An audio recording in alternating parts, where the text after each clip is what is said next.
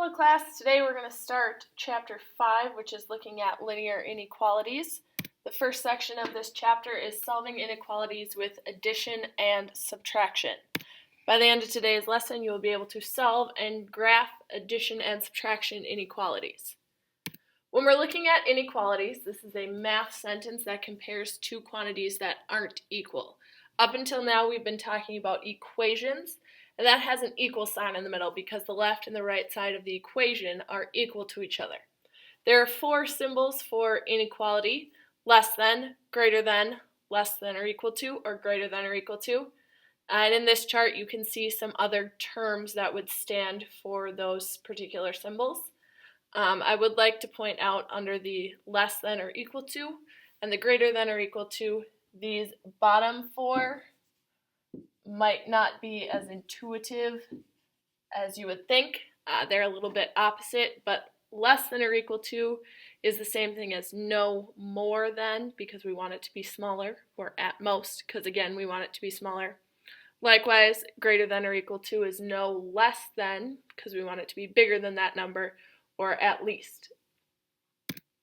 So when we are looking at addition or subtraction inequalities, we're still going to solve them using SAD-MEP. So in order to get rid of that minus 16, we are going to add 16 to both sides, giving us an answer of 38 is greater than m. When we come down here in terms of graphing, we are looking at a number line. The middle is marked for us with that 0, but we're going to have to put in numbers so that 38 is going to fit on the graph. I'm going to go ahead and go by 5s.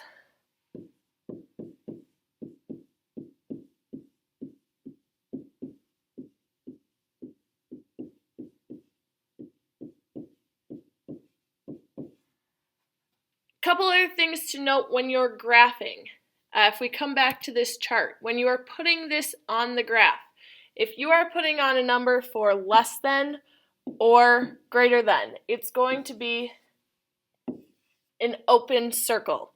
If you are putting in for less than or equal to or greater than or equal to, that circle is going to be filled in. What that means is the number where you are putting your dot on is either not included if it's open or included if it is closed. So if I come back and look, 38 is greater than, so I'm just going to mark that with an open circle, roughly at 38.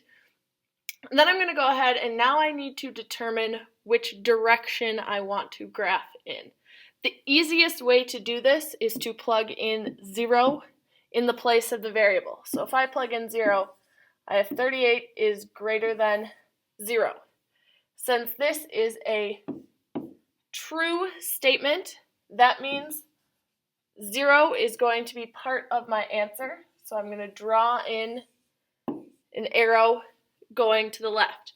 What this means is that every number covered by that blue line is a possible solution to this problem. So if I picked out another one, let's say 10, I'd say 38 is greater than 10. Again, that's a true statement. 0 is the easiest number to plug in. It's not the only number that you can plug in. Go ahead and try this one on your own, solving for p and then making a graph. You should have gotten an answer of p is greater than or equal to 8. Since 0 is not greater than or equal to 8, the arrow is moving to the right. Notice it is a filled in circle because it is a greater than or equal to. Likewise, we can solve if we have two variables. We're just going to have to add or subtract to move those variables around. The goal is to always keep the variables positive. So we're going to get rid of these 4 h's on the right side by subtracting them, which gives, if I have 5 and I take away 4, I have 1 h, or just h is greater than or equal to 12. Again, that's not going to fit on my number line, so I'm going to go up by 2's this time.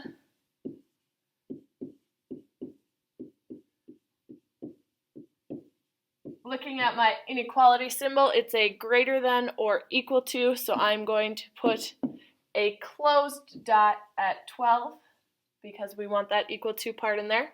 Then I'm going to plug in 0 and say 0 is greater than or equal to 12, which is a false statement, so I don't want to include 0, and I am drawing my graph to the right.